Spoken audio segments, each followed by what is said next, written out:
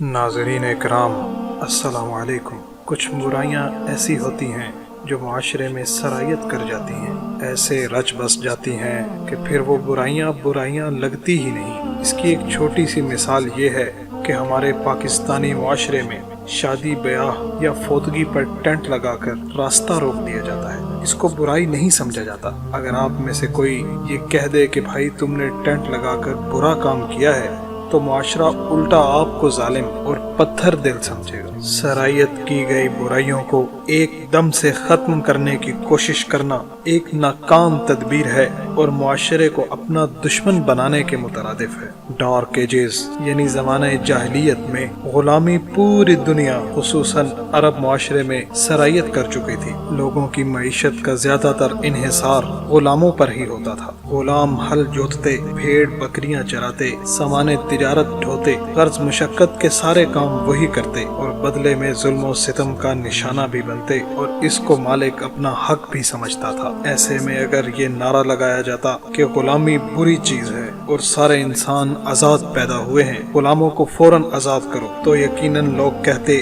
کہ یہ شخص ہمارے معاشی نظام کے پیچھے پڑ گیا ہے۔ غلام ہی آزاد کر دیں گے تو معیشت کا پہیہ ہی رک جائے گا، معاشرہ کنگال ہو جائے گا اور لوگ بھوکے مریں گے۔ لہٰذا پورا معاشرہ ہی آپ کا دشمن ہو جاتا اور ان کے ناقص عقل میں انسانوں کی برابری کی بات کبھی بھی نہیں آتی۔ رسول خدا نے لوگوں کے ذہنوں میں انقلاب برپا کر کے اس سرایت شدہ برائی پر کاری ضرب لگائی۔ آپ نے لوگوں کو ترغیب دی کہ غلام بھی انسان ہیں اور ان کے اجسام بھی ایک حد سے زیادہ تکلیف برداشت نہیں کر پاتے۔ آپ نے غلاموں کے حقوق وضع کر دیے کہ مالک جو خود کھائے وہی غلاموں کو کھلائے، جو خود پہنے وہی غلاموں کو پہنائے، اور غلاموں کے بارے میں اللہ سے ڈرنے کی بھی تلقین فرمائی اور گناہوں کے کفارے کے طور پر غلاموں کی آزادی کی شرط بھی رکھ دی۔ اس طرح محمد رسول اللہ نے تاریخ انسانی میں سب سے پہلے لیبر لاز متعارف کروائے۔ اب لوگ غلاموں سے معاشی کام تو لیتے